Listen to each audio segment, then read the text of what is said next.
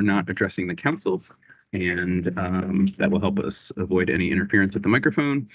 And I am going to turn it over to Paul Butkus, Vice Chair. Good morning, everyone. I'm Paul Butkus, Vice Chair of the Connecticut Historic Preservation Council. I'm calling to order our June 5th, 2024 meeting. Attending this morning are the following council members: Beth Ackley, Vincenzia Duce, Beth Burgess, myself, Paul Butkus, Marguerite Carnell, Thomas Elmore, Leah Glazer, Andy Horowitz, and Sarah Nelson. A quorum is therefore present. The following is the Historic Preservation Council's format and review of public comment procedures. Given the online format of today's meeting, and for those who are visitors today, I want to review and explain our procedures. The order of presentation. I'll read each motion and ask for the motion to be moved and seconded.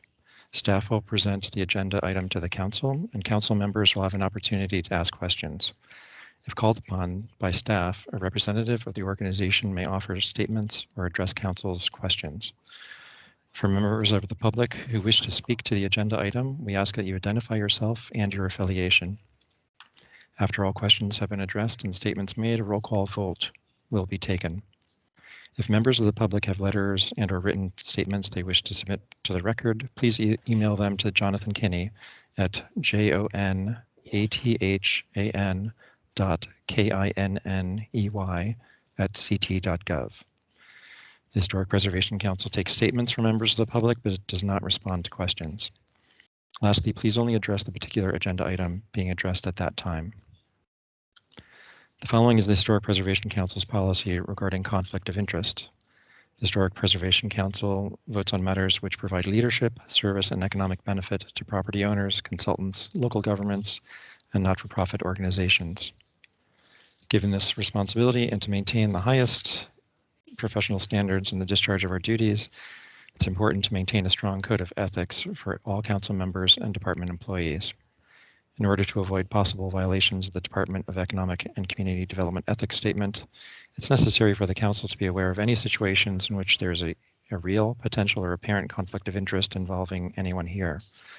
A conflict of interest may occur when a public official's participation in agency matters results in personal financial gain. All council and staff have been provided a copy of the Department of Economic and Community Development Ethics Statements and governing state statutes.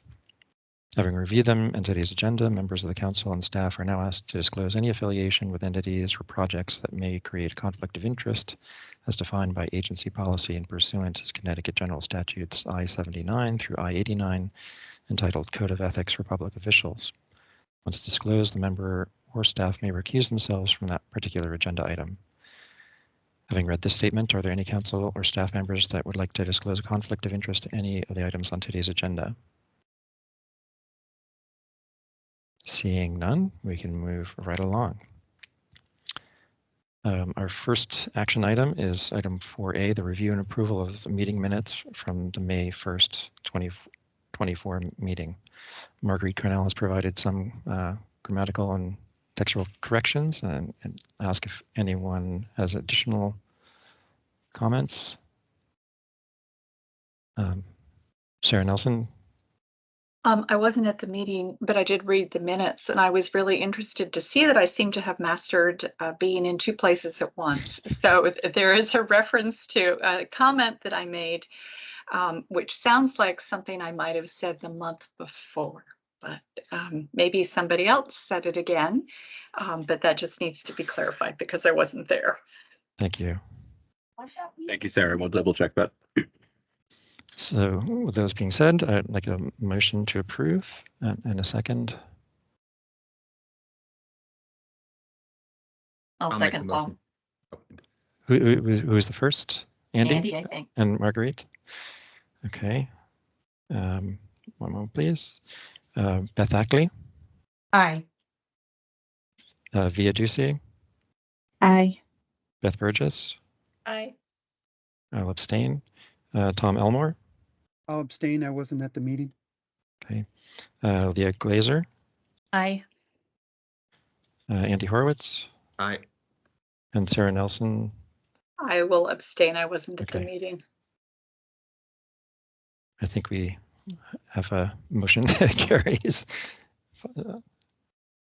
We have 2 people that were absent, so thank you very much. Our next item, we're moving right along here today. It's a light agenda.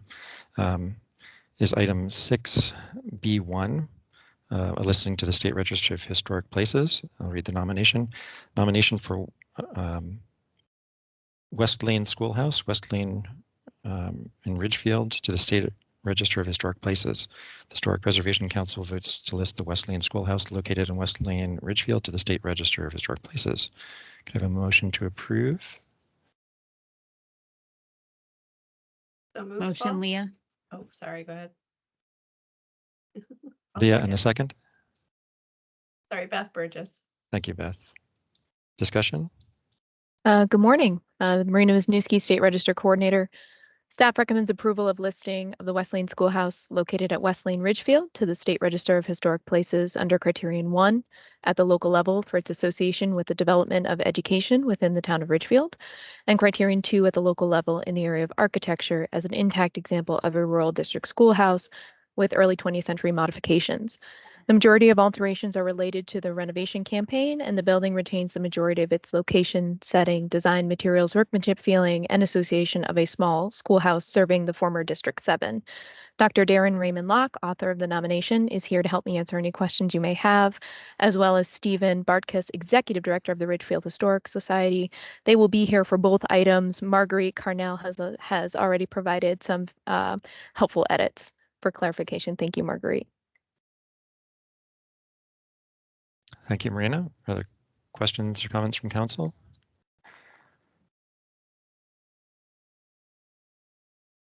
Anyone?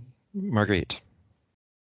Yeah, so I was just curious as to whether these were considered for the National Register. I know that they usually are, and just wondered, what happened there. Yep, we consider them for their National Register, like we usually do. This one in particular, the Peter Parley Schoolhouse, we had some dialogue back and forth with our National Register coordinator. Because the association with Peter Parley, because, Marguerite, as you noted, this is a building that has changed and altered over time, and really what we're dealing with is really a late 19th century, early 20th century building. That sort of association, we were not really able to make it fully enough for a for an argument. We are looking at a lot of these small schoolhouses. I will say that these are in better conditions than some that we've seen. A lot of them, because they're tiny, they move. So those are usually excluded. But to your point, we are looking to see if there may be an opportunity to do some sort of multiple property documentation, and maybe that will be helpful going across the state. But right now, these two, because they're kind of in isolation and they don't quite share that, while they have similar traditions in architectural characteristics, they're different enough and they are altered enough to where we don't have the one-room schoolhouse, from, 1850, as this one is. So they're altered enough where they don't quite reach that level, but maybe we'll find one in the future. Thank you.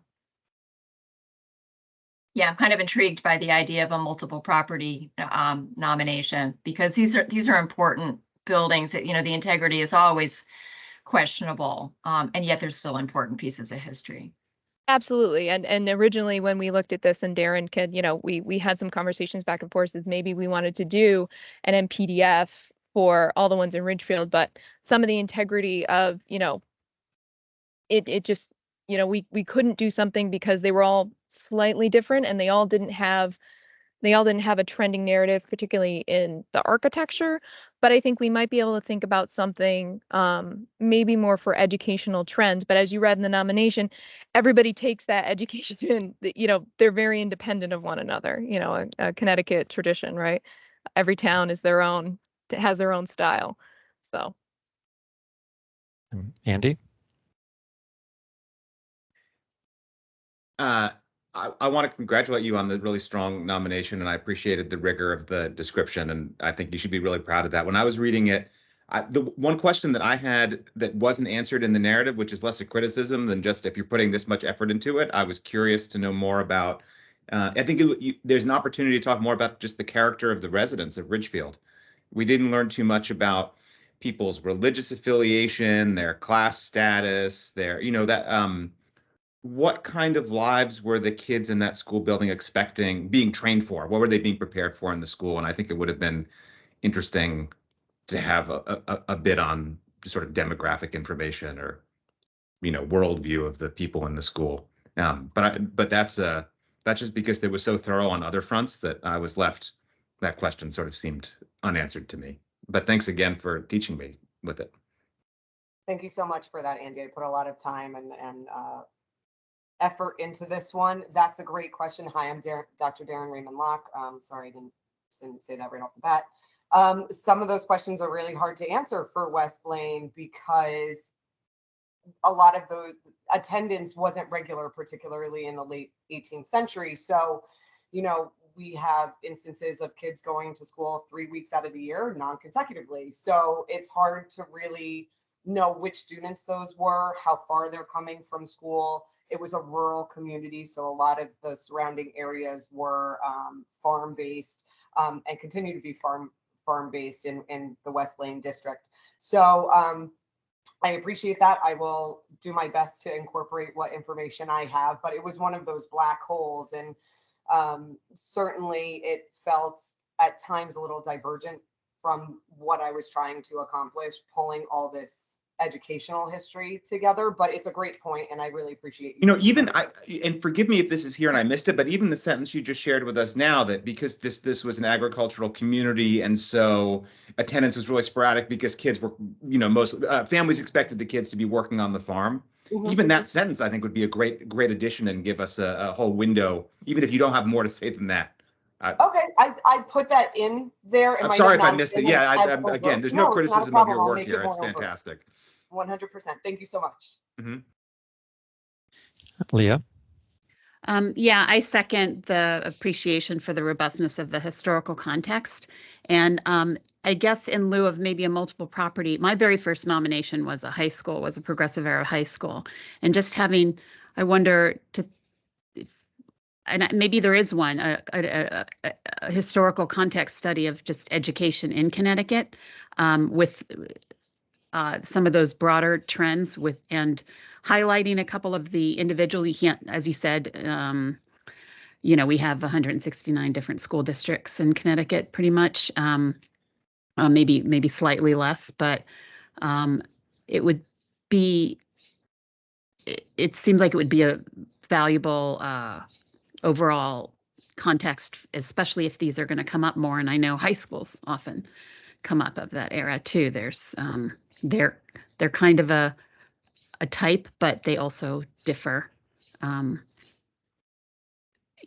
architecturally and in terms of how they've been remolded and revamped and restored and rehabilitated for various purposes. So. Yeah, absolutely. As I said, when we were looking at these, we thought, would it be more appropriate to do a context statement so we could really get that great educational background? As you'll see, or as you've already seen when you read it, then both of the nominations, they're similar because obviously they followed that similar educational trend at the hyper-local level. But Darren's work, which, is, to echo Andy, is great. Darren's work has really provided a really nice base context and a lot of great resources for how you can take that larger Connecticut context and bring that back into the hyper-local level where you do your local research sources. It would be great if somebody applied for a grant to maybe write that education context. And as you mentioned, we are seeing more of these because people are trying to figure out what in the world to do with them. Some of them have already been converted into residences, which make them hard to designate because that character defining open space, like these still remain the majority of their character defining space. Most don't. And most have been moved. So having a context statement, I think, would go a long way to help people who are trying to figure out what to do with these, at least get them a step ahead. Because Ridgefield has taken the fortitude to do it themselves. So. Yeah, kudos to them. And echoing others' comments, really strong nominations and great to see. Any other questions or comments? I just have one minor question, and it's just in the naming convention, because there are several names listed for the school, and then when the discussion starts, it's not the primary name that's listed on the nomination. Yeah, so I didn't know I'll what's make the what's the edit. preference. I'll make the edit. You know, originally we wanted to use the district number nomenclature because you always want to use numeral nomenclature. It's helpful, but that number can shift and change over time. And so I really ended up just going for, you know, actual location, West Lane Schoolhouse. So I'll change that on the form to update it that really we're looking at the location. And then an alternative name is District 7, and then the following one, District 10. And then because the description starts off talking about the Peter Parley, Peter yes. So Parley we'll make school. it So West, yes. the Marguerite already first words caught in it. the description, it was like, okay, Marguerite already caught it. what's I the convention? apologize for that. That was an internal discussion among us at Richfield as well, because the naming conventions are different there too. Thank you. Any further questions, comments? If not, we can go to the roll call vote. Beth Ackley, Aye. Via Duce, Aye. Beth Burgess, Aye. I will abstain. Marguerite Carnell, Aye. Tom Elmore, Aye. Leah Glazer, Aye. Andy Horowitz, Aye. and Sarah Nelson. Aye. The motion carries. Congratulations. And now we can have a repeat. Our next item is 6B2, the nomination for the Branchville Schoolhouse on Old Branchville Road, Richfield, to the State Register of Historic Places. Historic Preservation Council votes to list the Branchville Schoolhouse located on Old Branchville Road, Richfield, to the State Register of Historic Places. Could I have a motion to approve and a second? Motion, So moved. Sarah Nelson. There you go. And the second? Beth Burgess Mark. again. Thank you, Beth. Discussion? Okay, I will give it the same amount of attention. I won't skip. Staff recommends approval of listing of the Branchville Schoolhouse located at Old Branchfield Road, Ridgefield, to the State Register of Historic Places under Criterion 1 at the local level for its association with the development of education within the town of Ridgefield, and Criterion 2 at the local level in the area of architecture as an intact example of a late 19th century rural schoolhouse. Alterations have been minimal. The building retains the majority of its location, setting, design, materials, workmanship, feeling, association of a small schoolhouse serving the Branchville area of town. And Darren is here as well as Stephen. Any additional comments or questions from council members? This was the one that has a little shed next to it, correct? Yes. Yeah. So it seems in general slightly more intact in a way, you know, less altered, or It's about the same. slightly they're slightly different because the previous District 7 had a renovation campaign, and so you know it takes on a different appearance. This one retains the majority of its original construction style, but it does have paneling, right? Darren, correct me if I'm wrong. It does have some paneling on the interior, but it does appear that all of the original finishes are just under that under that paneling. Yeah, that's correct. This one is pretty much intact. The shed is a little bit later. It's not the original outhouse to the building. Whereas West Lane was kind of revamped in the early 20th century and mid 20th century because it was going to be used as a setting for educational discourse for students at Ridgefield. This one has been maintained kind of intact and has been used as storage more so than a living history place. Marguerite? Just curious if there's any archaeological potential at this site? That's a great question. I mean, as I have my PhD in archaeology, so my answer to most things is yes, just because you never know what's going to be found. But in this particular instance, I'd say the possibility for finding things is pretty low, honestly. I don't think that there's a huge amount of soil depth there. It's very, very rocky. To excavate there would be very, very difficult. I mean, you could do base level, but I wouldn't expect there to be anything really significant unturned.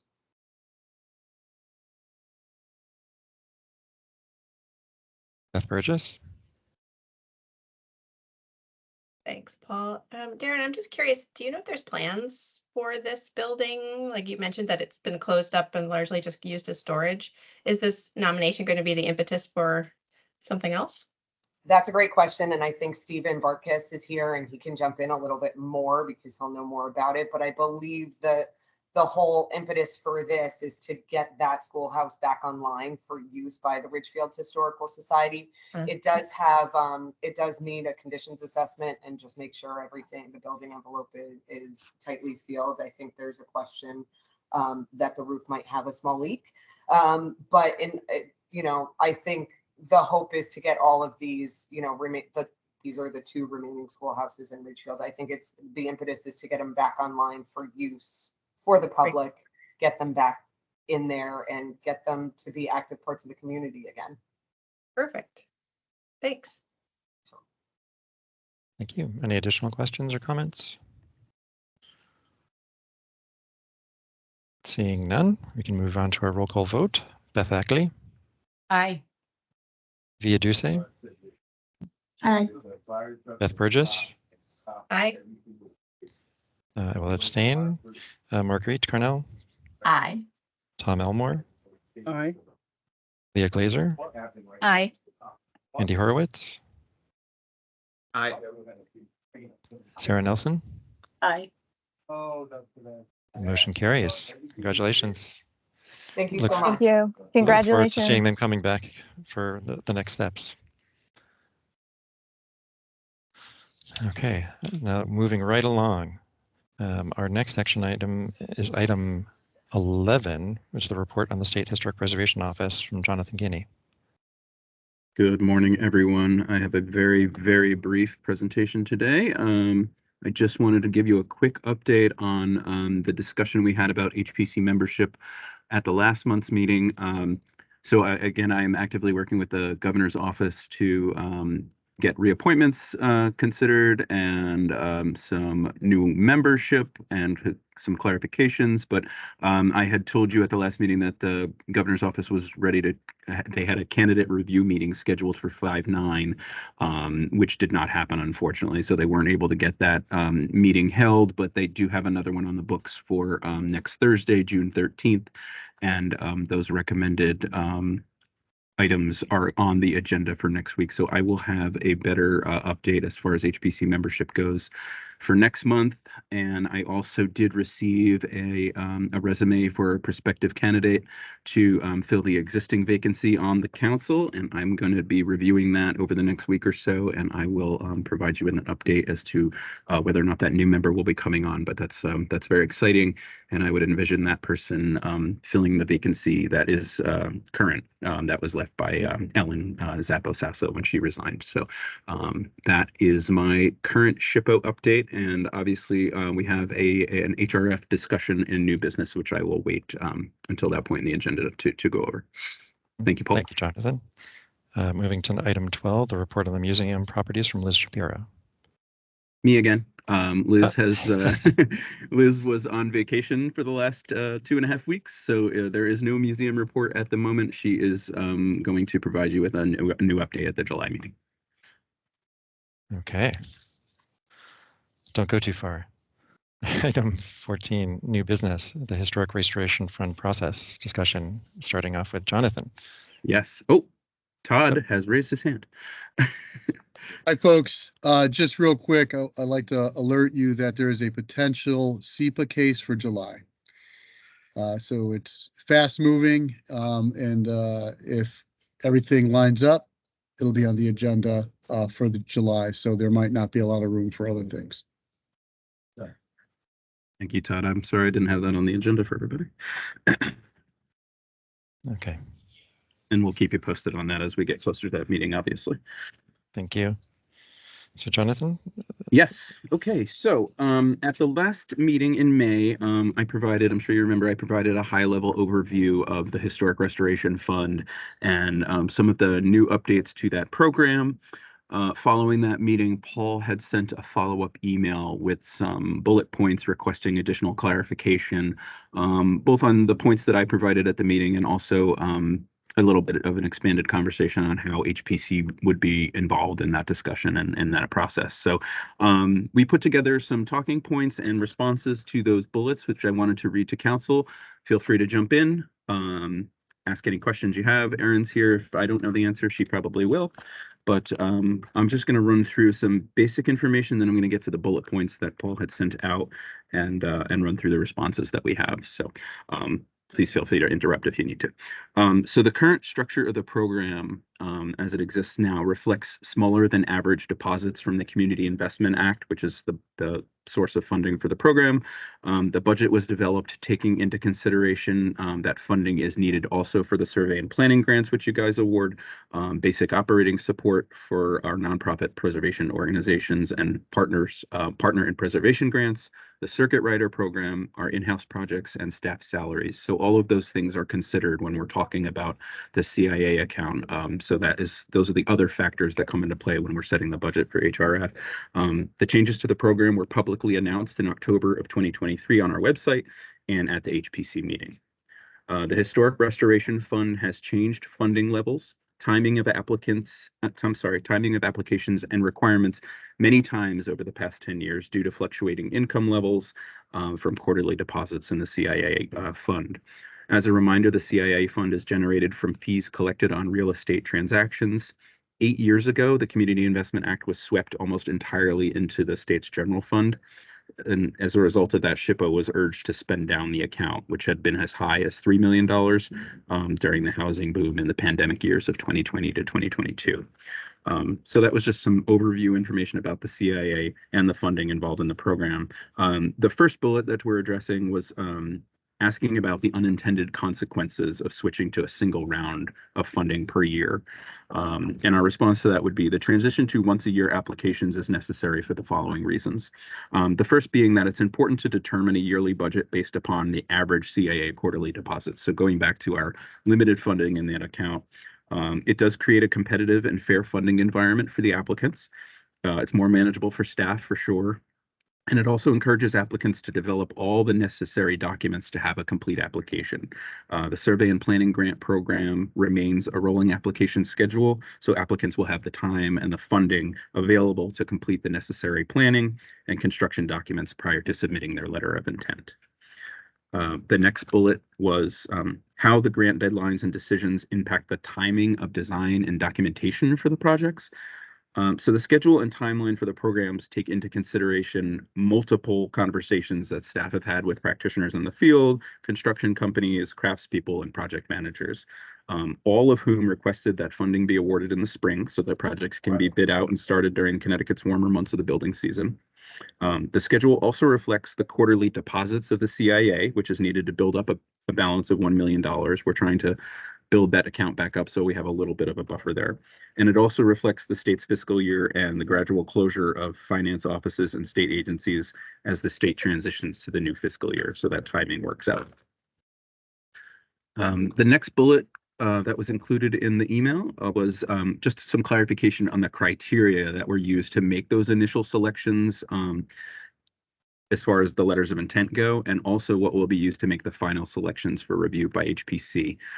So the criteria that SHPO staff and Preservation Connecticut used to evaluate the projects that initially came in were the project is a high priority for the organization and a logical choice in the organization's preservation plan, that the project was urgent, the project is shovel ready, and full project funding is in place. The analysis, drawings, plans, specifications, construction documents, and bid package meet the National Park Service's Secretary of the Interior standards.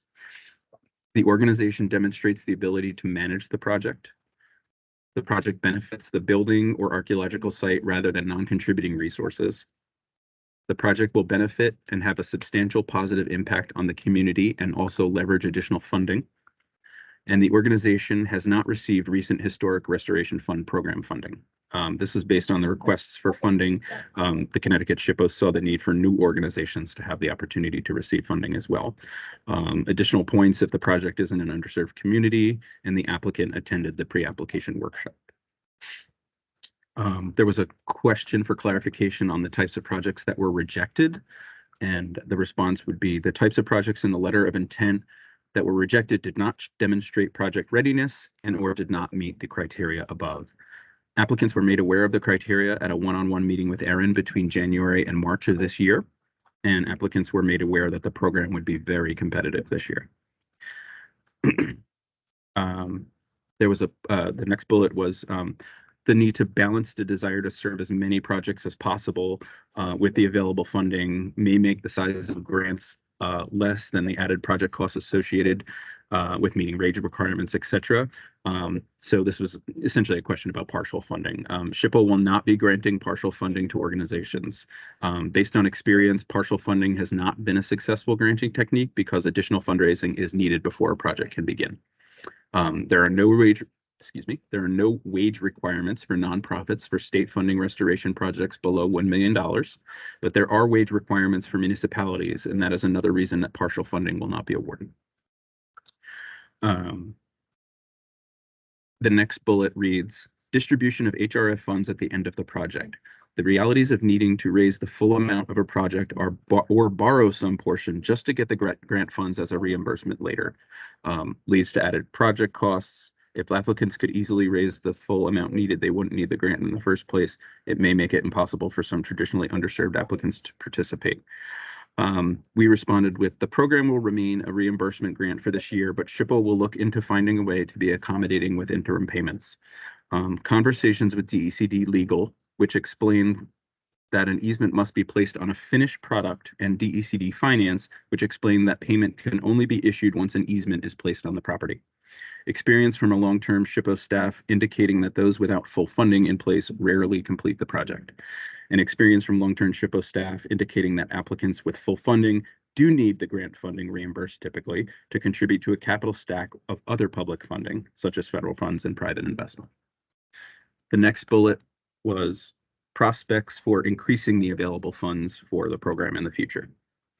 The Historic Preservation Council should consider joining Connecticut Historic Preservation Action, which is an organization that advocates for historic preservation with a focus on increasing historic preservation funding in the state. HPC has the ability to be active proponents of preservation funding in the state and might consider a plan to build strong relationships with local and state legislatures. It's just a recommendation.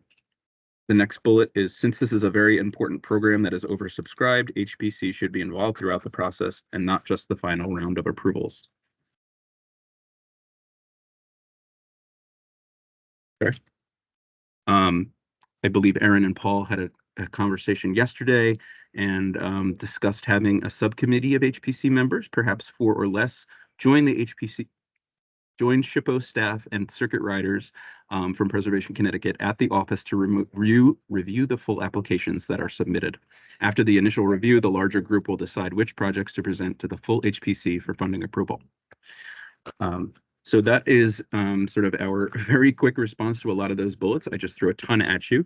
Please let me know if you have any questions. There were also questions that Erin developed for the HPC to discuss. So I'm going to turn it over to her.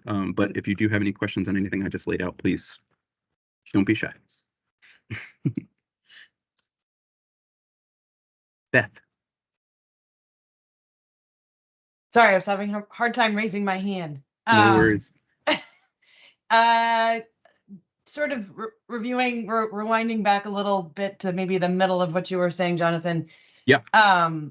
It was exciting to hear about the workshop. It sounds like, Erin, you ran a workshop. How did it go? I know that was something that was done not terribly long ago, but previously, and it seemed to be very helpful for people. Did it go well?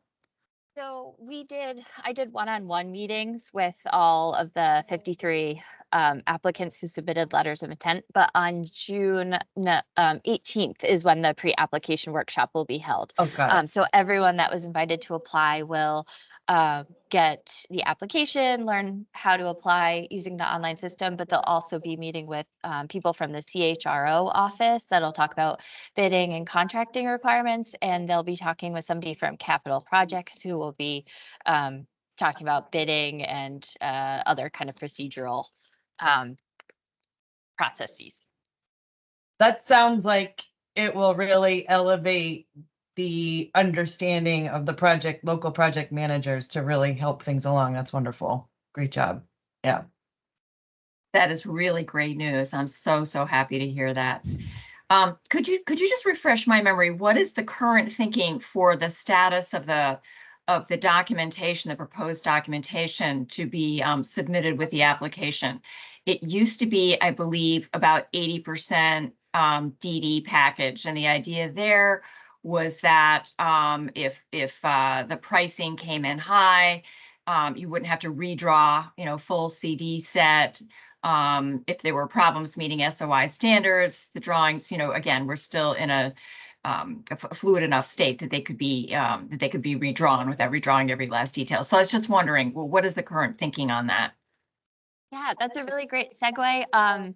So Paul and I had a really good talk yesterday, and I wanted to ask you, as the HPC, what specific requirements you feel the applicants should provide. And I would really like clarity on what level of design or construction document should be required.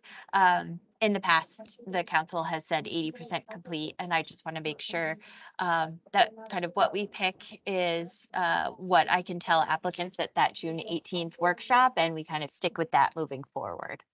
So I'd love to hear what requirements council would like to put in place, and I can also just tell you kind of the general sort of review criteria that we have listed, if that's helpful too. Yeah, we have a list of questions. I don't know, Sarah, if you Sarah, also following on had her hand. those. Sarah, then V, then Beth Ackley. So. Okay, I can actually answer or give my perspective to the question Aaron just asked too. It was rewinding Jonathan and Aaron back to the beginning where you were talking about the schedule based on conversations with contractors bidding it in the spring. Actually, our projects, we find that we get the most competitive bidding if we're bidding them, December, January. So just know that there's some people who are trying to actually go out even earlier in the year. So that was just one comment that I was going to make. In terms of, my perspective of working with owners and reviewing drawings, I think some of the confusion has come up about what level is because that you had such a wide array of clients applying for HRF funding with a very wide degree of the material that was being submitted, Aaron. So, there were projects that would meet design, a good set of design development. And that's something that we really could, make a lot of decisions based on. And then you had some clients that were working directly with contractors and they were trying to put things together, but they weren't supported by a professional team. So they didn't have the rigorousness on their details.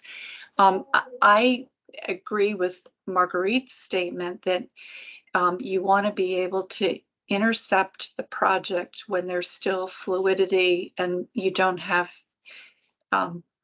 sort of design services fee at risk and owner's timeline. So I would be very much in favor of like 100% design development. If someone was further ahead in 50% CD, that's great. They want to do that. But that's just my perspective, and I would be curious what other colleagues would say. Thank you, Sarah. I don't know who was first, V or Beth, but I think Beth was first. whoever wants to go. Well, I think you might have been first, V, but I have a follow-up to Sarah, so maybe I'll just go to keep that conversation going. I was actually going to say something different, but Sarah, that makes so much sense what you just said about getting to applicants while they're still developing the details of their scope in case they're not well versed on the Secretary of Interior standards, and there's a way to guide them. What I was going to say is other granting organizations, typically for more new build, are usually requiring 90%. And I wanted to just sort of throw that out there, 90% CDs, to throw that out there as just a conversation point to compare. I mean, the one thing about that is that really helps to see the full scope. And I don't know if this is even opening up a can of worms, but is there an intervention that's sort of at the pre-application phase to have, I don't know, it's a tricky thing because this granting process is doing well, and maybe that's the whole pre-application letter, but there's certainly a feedback loop with it, which is sort of interesting to wrap our heads around to figure out how to guide people best. So I don't know. I'm not answering anything, just throwing out more questions, but there you have it. Can anybody hear me? My system's been locking up a little bit. Yep. I think there's a question about the stage of drawing and the length of the review process.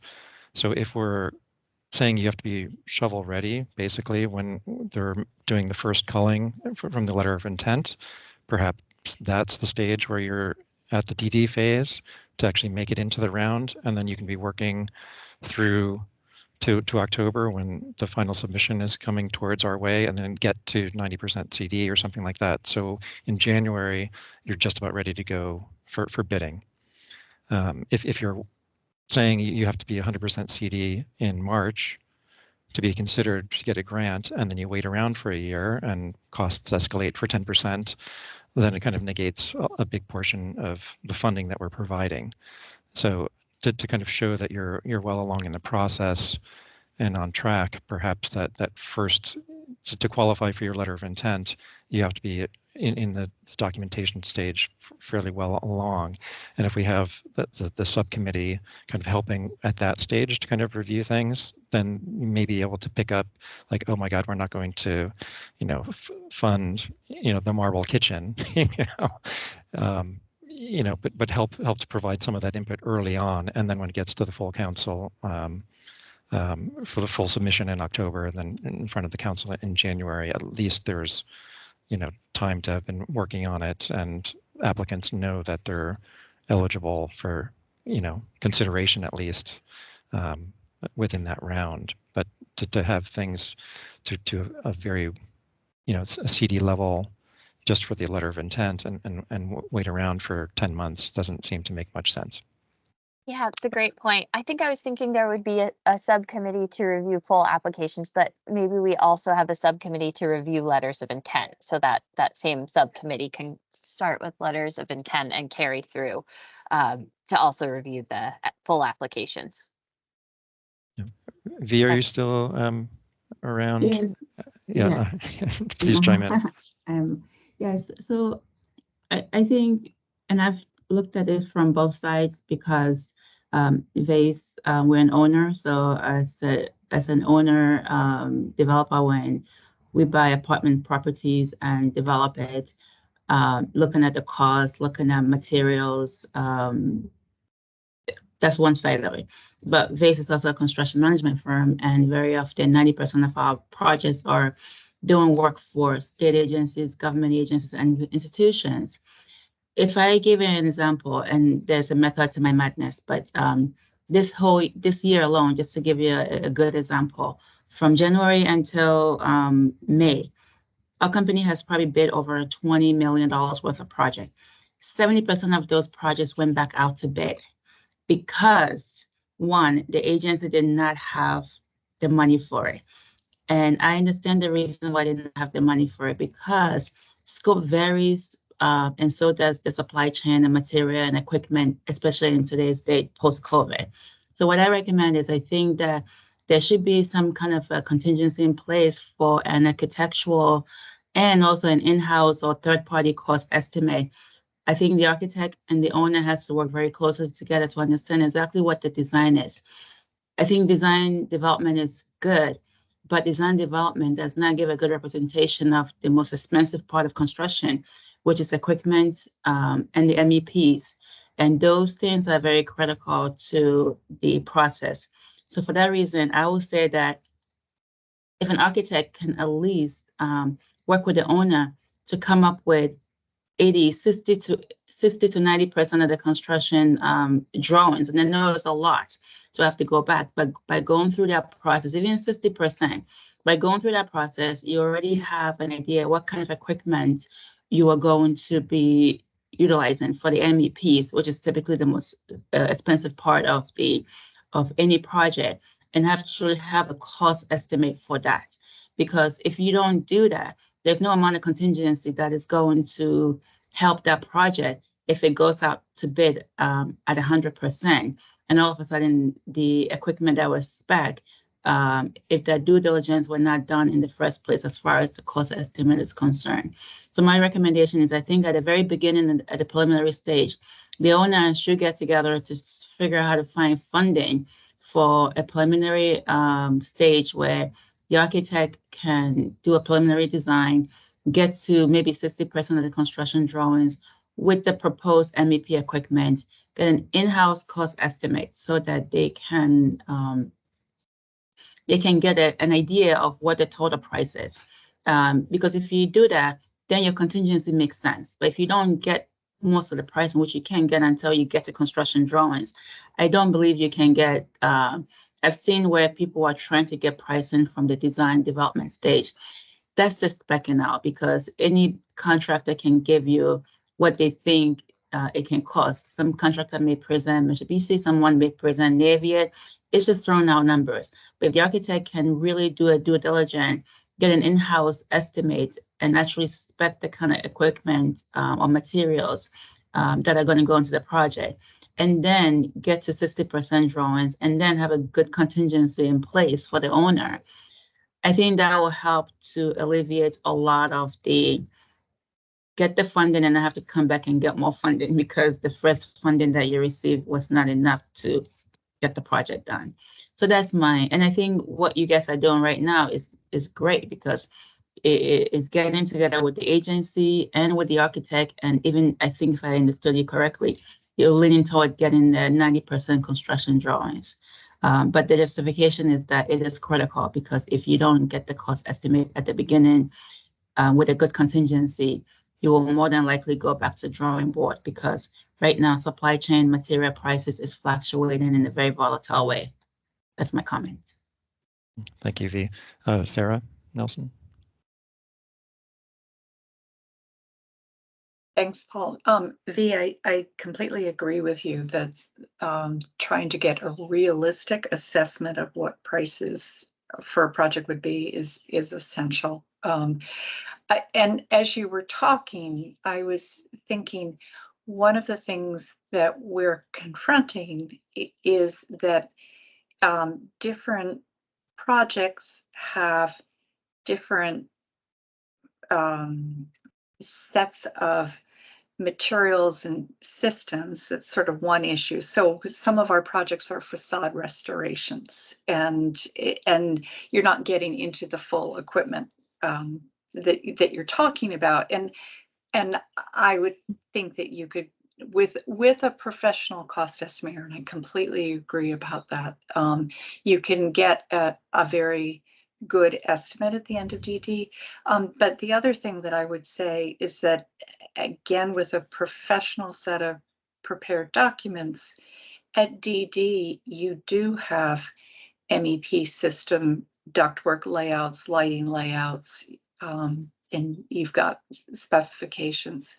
But again, I think it depends upon the sophistication of the design team and what the owner has actually requested when they got proposals, and that comes back to educating owners about the work that they want to be asking their design professionals to do on their behalf. And everybody wants to get to spend the least amount of money, and I understand that. They don't want to invest a lot of money if it's not a sure thing, but the more money that gets invested up front, the better the level of documentation, the better the thought, the better the data, the better the project. So that's the conundrum, Erin, that I see. And I agree with you, Sarah. I think if if they can at least, I think the most important thing is spending the time and I would say the resources to get a good cost estimate on the critical aspect of the project, including particularly the MEPs. So if that can be achieved at the preliminary stage in the design development, with the owners understanding that these things cannot change because again, if you get a preliminary cost estimate on with the DD where you have priced out whether it's the infrastructure, the MEP, and in some instances environmental. A lot of these renovations are having to do significant amount of environmental work at the preliminary beginning.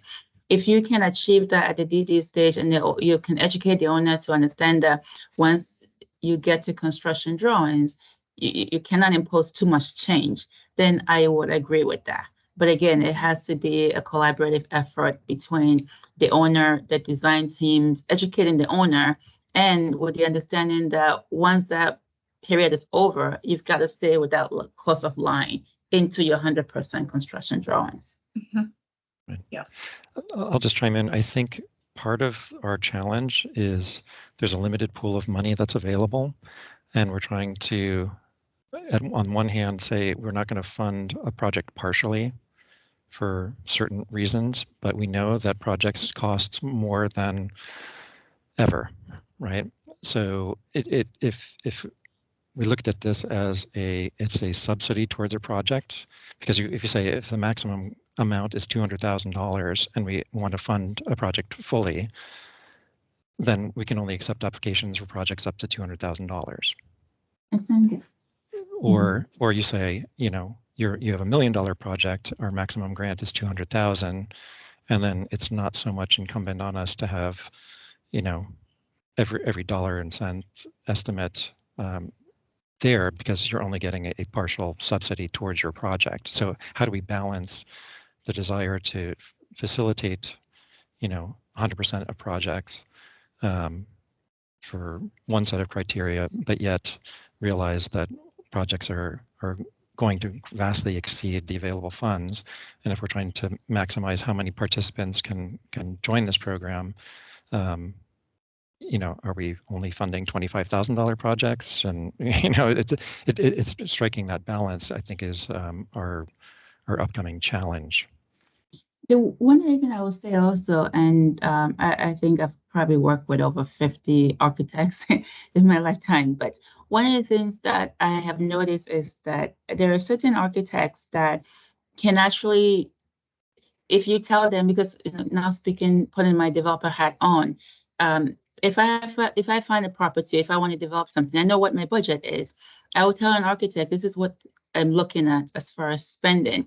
There are architects that could actually give you a design based on what your budget is, because it doesn't apply to everybody, but they do have the capability of coming up with a design and a cost breakdown that meets the budget. Not every architect does that, but I do know that the architects that does that, because I have a project in Hartford that I did. I'm not Hartford, I'm sorry, Florida that I did.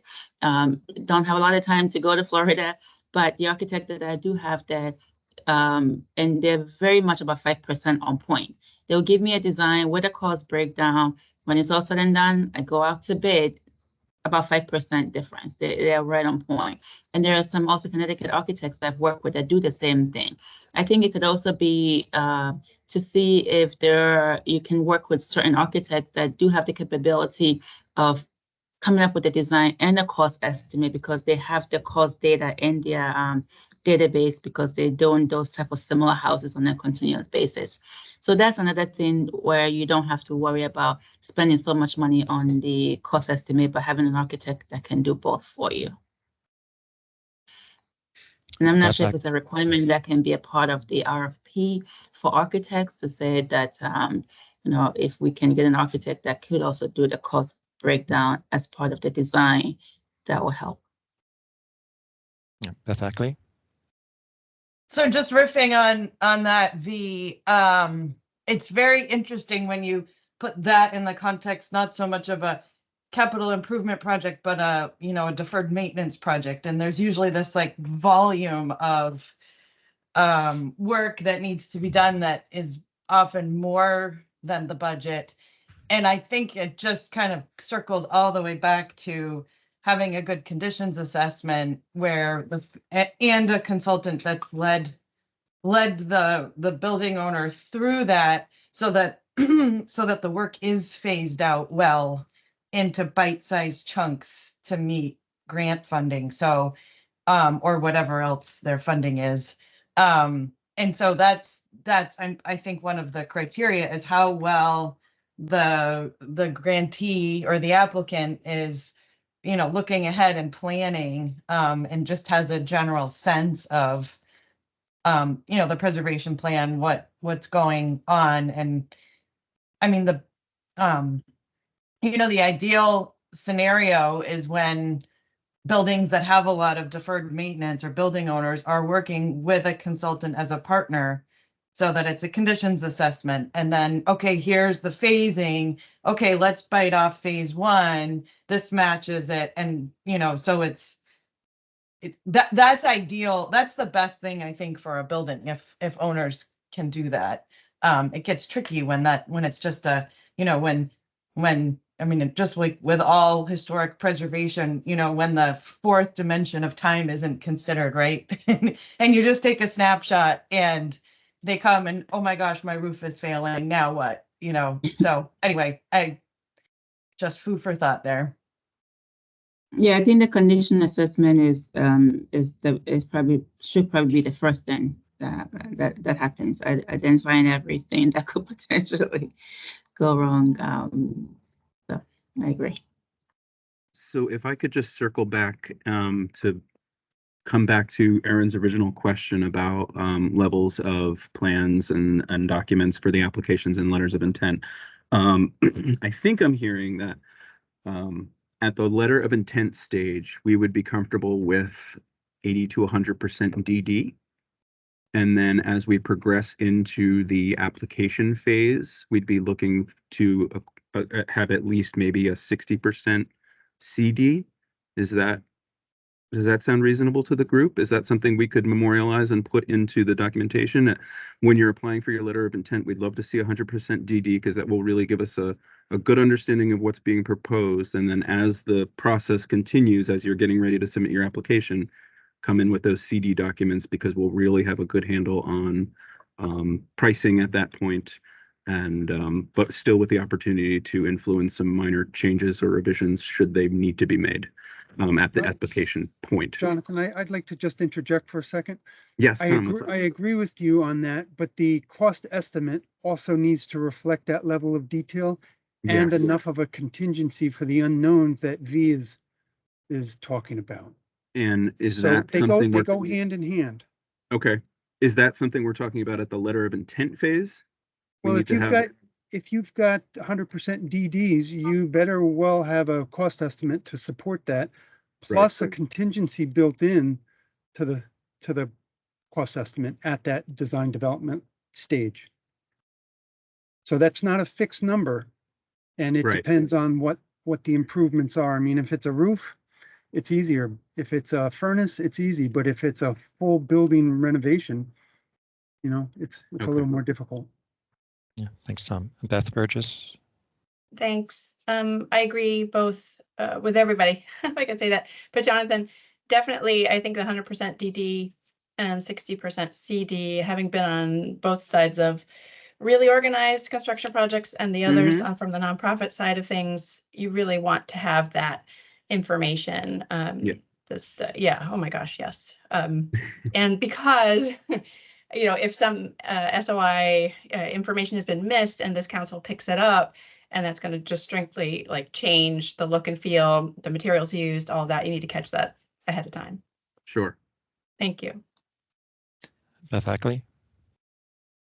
I think maybe hearing all of this, what might be helpful in general, and perhaps we can help, is to actually define what 100% DD is and whatever percentage, 60% CD is sometimes our 100% DD. I mean, Yeah. it's a little gray there. So like what exactly, specifically, what do those things look like? So lay out that requirement, but also what we anticipate as part of that.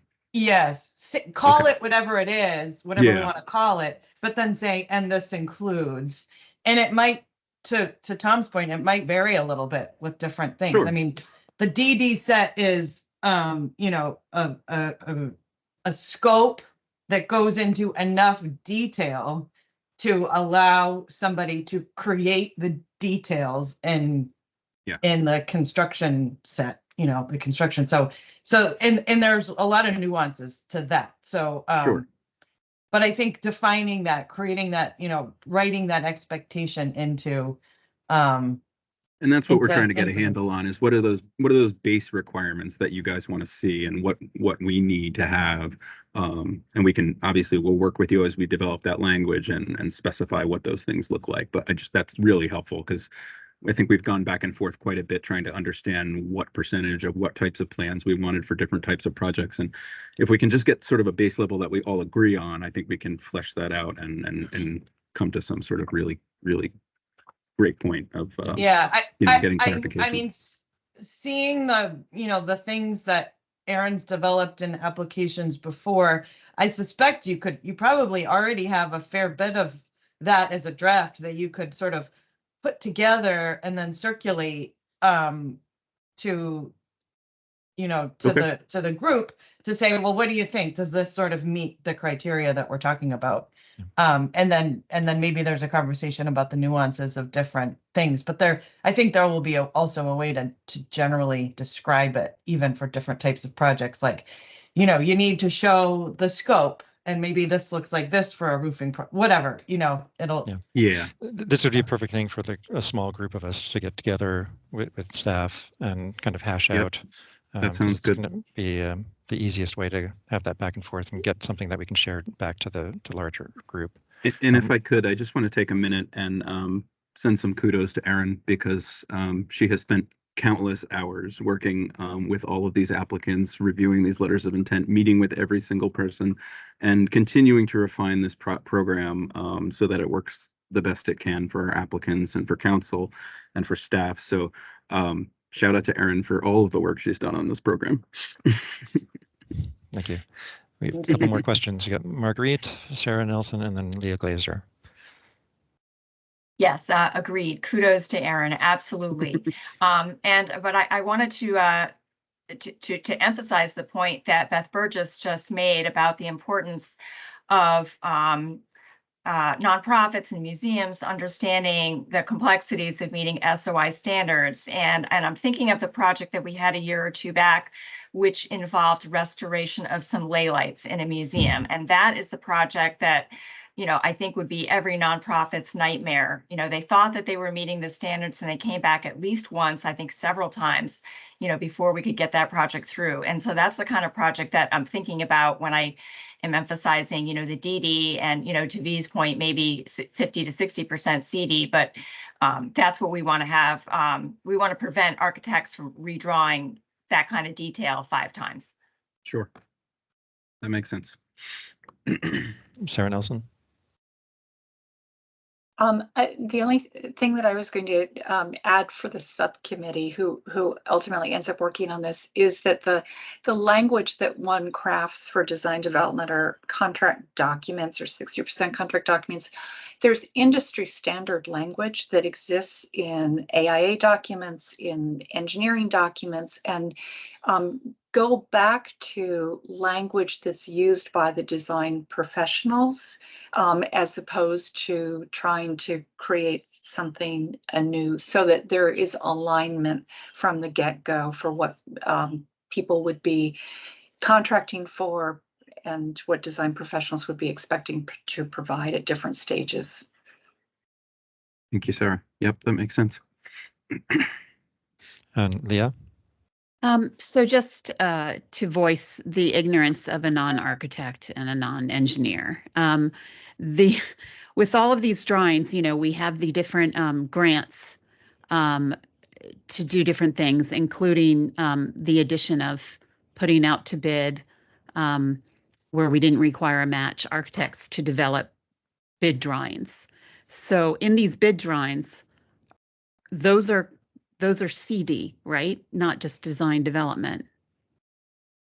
Yes. I Is believe that, so. that's correct? Yeah. So if there's bid documents, then we're at more or less 100% CD with Yes. those. So if they go through that process with the surveying and planning and then the architectural drawings, is that Yes, accurate? the Okay. intent of that program is to give them documents that they can go out to bid with, correct? Except Okay. that if I can interject, this is Mary. As you know, due to budgetary considerations, we used to give a non-matching grant of up to 50,000, which, theoretically, mathematically might support a project of, I don't know, $500,000. Now we still offer a non-matching grant, but it's down to 20,000. And even when we were doing the $50,000 grants, I think we were asking for construction bid level documents only after they'd been working with an architect, they'd gotten, a condition assessment that identified specific projects. So there was sort of a history so that the architect knew what might be necessary. But I guess I'm a little concerned now that we aren't to Paul's point, sort of now that we're not funding full, we may have to rethink what's the best use of that grant for folks that want to apply to HRF. And I'm not sure what the answer is right now, but I would like to be part of the subcommittee so we can factor that in to all of this. Thanks, Of course. Mary.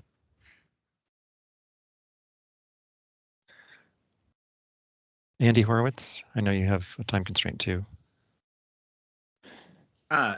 First of all, I just want to say thank you for, I'm learning a lot from this conversation where I'll say I'm out of my expertise on this, and I don't want to change the subject exactly, but I had another question about the process here. So I'll raise it, and then if someone else wants to go back to the question about design drawings, but I'm aware that the SHPO is going to be rejecting a lot more applications than it has in the past.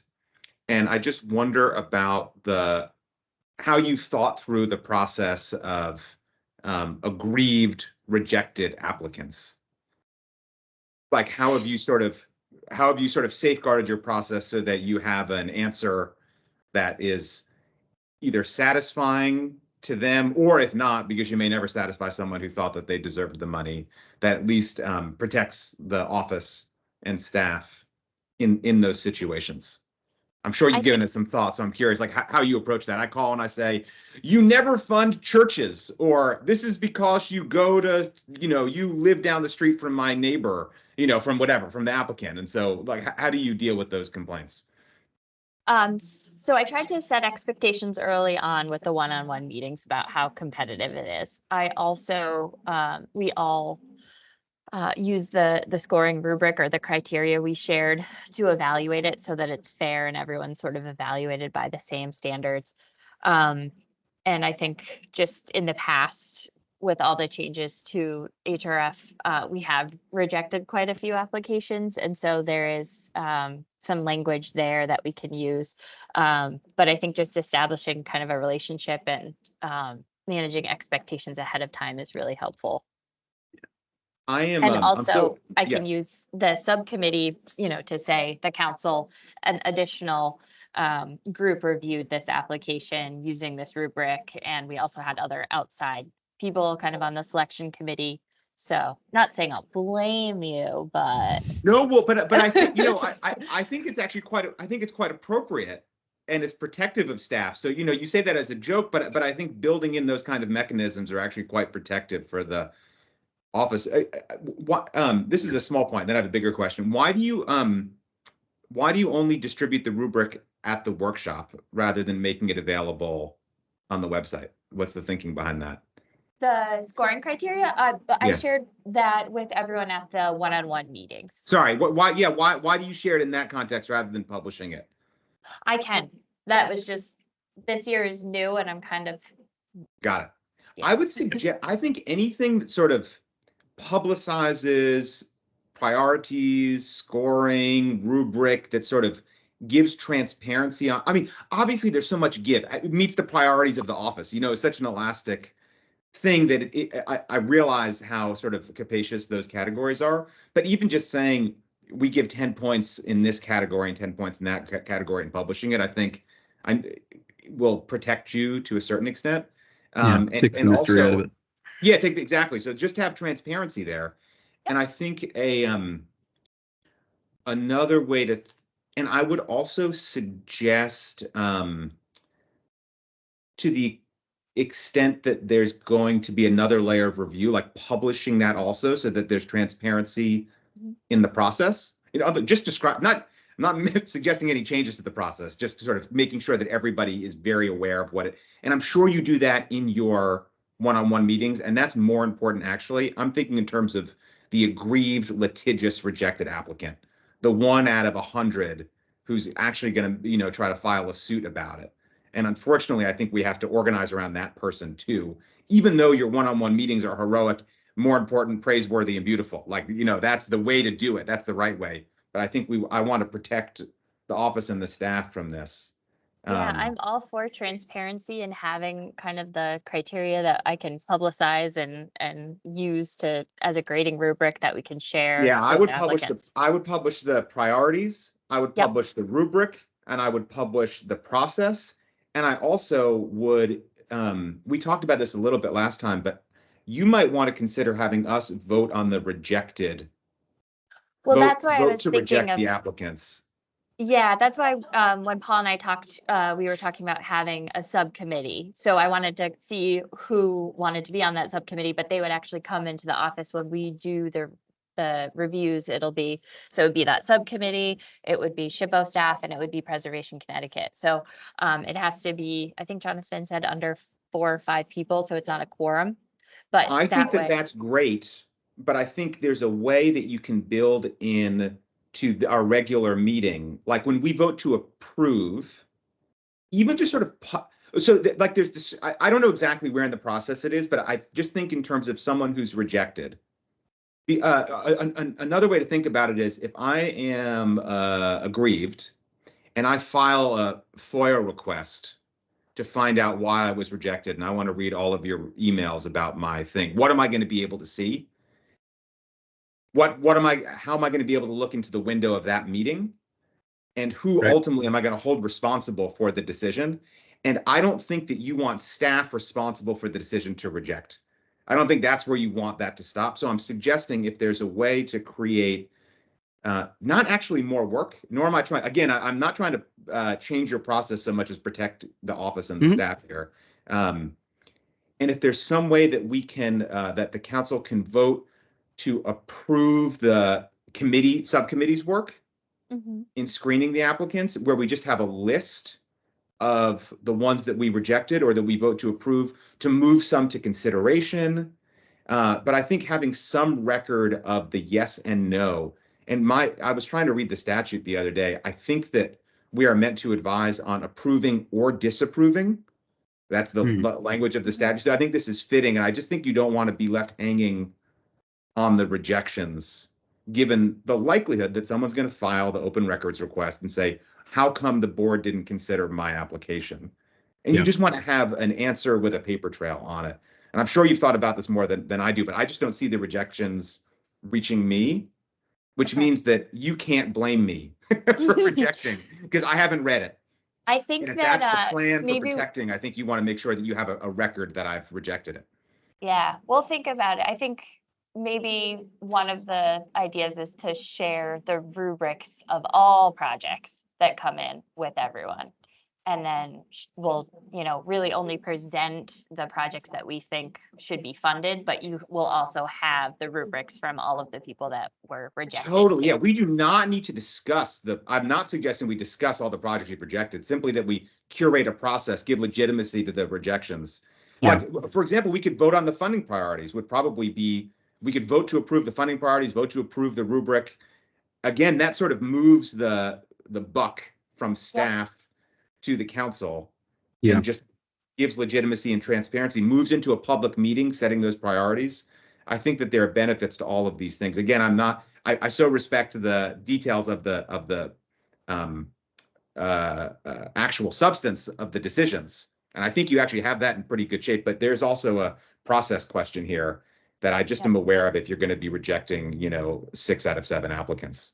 One of the other things we discussed, Andy, Aaron and I yesterday, I believe it was the possibility of the subcommittee doing a ranking of the applications and the council potentially voting on that ranking, and you just where the cutoff is for the funding, that's where the funding stops. So that's exactly the kind of idea that I'm suggesting. A simple way to see who's getting funded and who's not and why. So I absolutely agree with your input, and we'll go back and think about the best way to do that. Just to add on, Jonathan, one of the things that council used to be able to offer assistance with is when staff was actually formulating, what the criteria is on a given year, in consideration of all those broad factors that you're thinking about. There was a discussion at the council level in terms of this is what the priorities are going to be this year. This is what we're looking for. And again, to Andy's point, about transparency, that was a way to achieve that too. And had a pretty broad conversation about what that meant for projects for that coming year, which would be helpful. Very good. Thank you. Erin, were there other questions on your list that we haven't touched on yet? We could maybe do it by email, but I just want to know if possible, who the 4 people are that would be on that subcommittee. Just, thinking maybe an architect, an engineer, some sort of project planning expert, those types of people would be great. You're all welcome, but. Okay. When it's send emails into us, and then we can kind of, give everybody a little bit of opportunity to digest it and think about it. Probably be the best. Sounds good. And I'll share the dates with, when hopefully we can be and what the timeline would be. So what the commitment would look like. That'd be great. Perfect. Any other questions at this point for Jonathan or Aaron, or should we just move forward? Seeing no other questions, we move to item 15, which is our liaison with public and private agencies. Is Jane on the line? I do not believe she is here, Paul. No. So public forum, any other general comments from the public? Nothing is scheduled, Jonathan? Don't see anything, no. Okay. Our next regular scheduled council meeting is Wednesday, July 10th. And I assume that'll be another online format.